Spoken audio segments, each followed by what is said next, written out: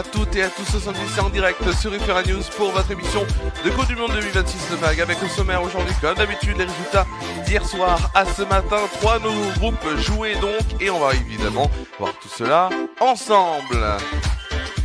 Ensuite, nous aurons l'actualité de la Coupe du Monde en 3 infos qui sont vraiment quasiment liées au 16e de finale pour au moins deux d'entre elles, donc on verra ça dans un instant. Et derrière, nous aurons les 6 matchs qui restent à jouer, donc 6 matchs qui restent à jouer, même 8 matchs, puisqu'il y aura aussi les 2 premiers 16e de finale que l'on connaît. Et vous allez voir qu'il y a des beaux matchs en perspective, ou du moins des matchs middle comme on dit, mais des beaux matchs quand même à voir. Ça sera les 16e de finale et ce sera dès demain. On va tout de suite commencer cette émission par les résultats, donc derniers résultats que l'on a d'hier soir à ce matin.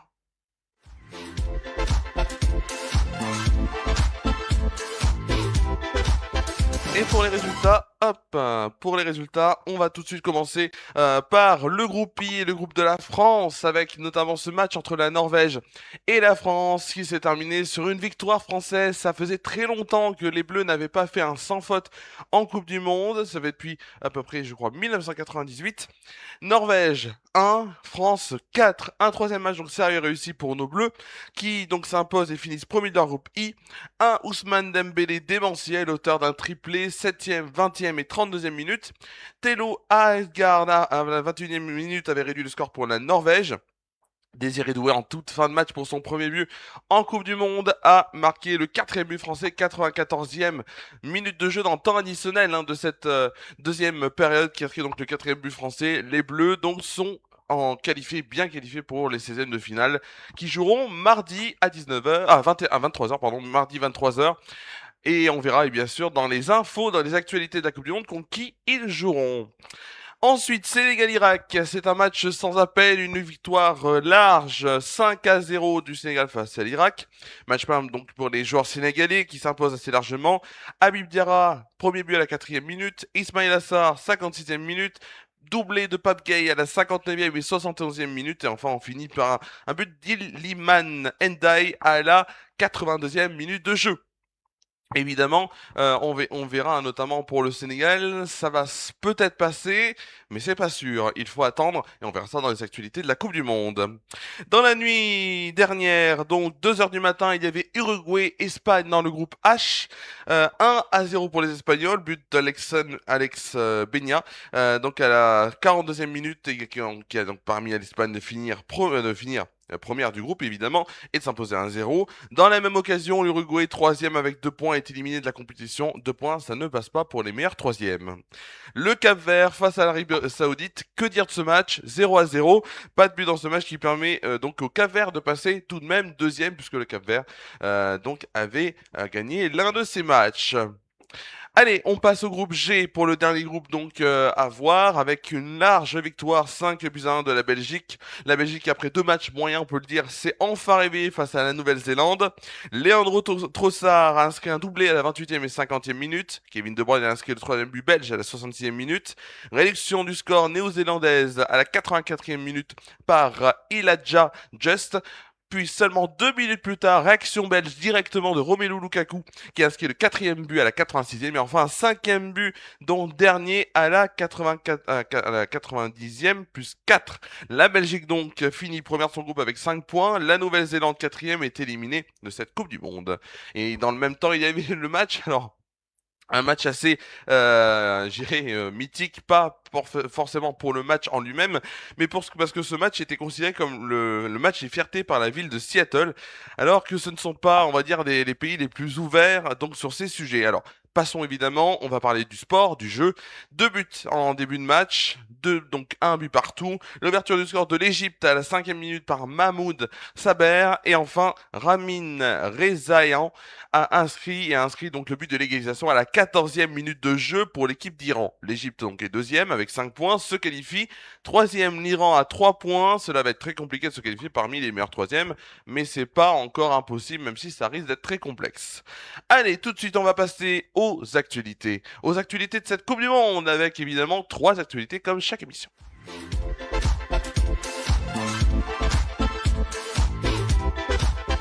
Et pour ces actualités de la Coupe du Monde, on va commencer par la première info. La première info, donc, on va voir ensemble les meilleurs buteurs de la Coupe du Monde 2026.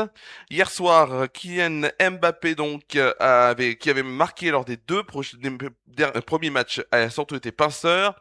Erling Haaland, que l'on attendait, a été remplaçant, donc n'avait pas rentré sur ce match.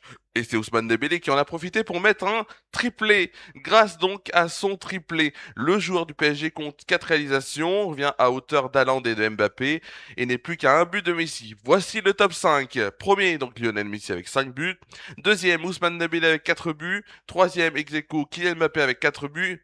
Quatrième, ex aequo, Vinicius Junior avec 4 buts. Et cinquième, ex aequo également, Erling Haaland avec 4 buts. Donc 4 buts sur les donc deuxième à cinquième place du classement. Et ensuite, on a des 3 buts, des 2 buts, des 1 but et des 0 but évidemment, comme d'habitude.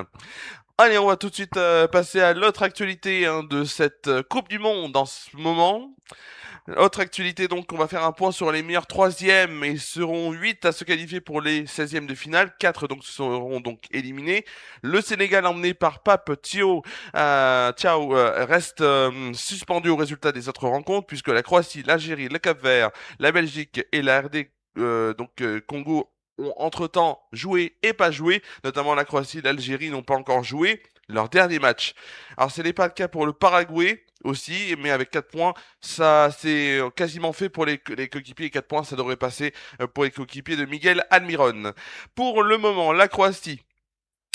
Donc la Croatie, la Corée du Sud et l'Algérie passeraient aussi donc la phase de groupe avec 3 points, tout comme la Corée, tout comme l'Algérie également.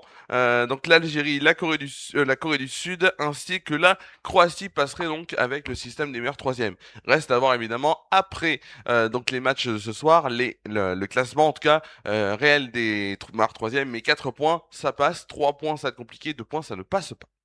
On va tout de suite passer à la troisième info de cette Coupe du Monde. La troisième info de cette Coupe du Monde, l'adversaire que l'on va affronter en scène de finale est déjà connu. Pour les Bleus qui joueront donc mardi 23h, ils connaissent déjà leur adversaire de ce premier match décisif à élimination directe des 16e de finale. À l'issue des derniers matchs du groupe H, les Bleus affronteront la Suède pour les scènes de finale. Ce sera à New York mardi prochain 23h, je rappelle. La Suède était déjà assurée de terminer parmi les meilleurs troisièmes après son précieux match nul décroché contre le Japon, un but partout. L'élimination aussi de l'Uruguay qui pouvait encore prétendre à une qualification via ce classement a définitivement assuré la place des Scandinaves en phase à élimination directe. C'est la fin donc de ces actualités de la Coupe du Monde et on va tout de suite passer à évidemment les matchs à venir. On va commencer par les derniers matchs de poule et ensuite on ira sur les 2 premiers 16e de finale.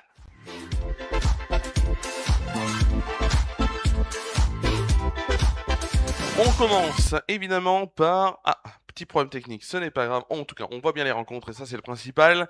Avec donc les premiers, les derniers matchs de poule, le troisième match. Avec ce soir dans le groupe L, 23h, Panama-Angleterre, ce sera sur M6 et Beansport 1. Croatie-Ghana sur Beansport 2.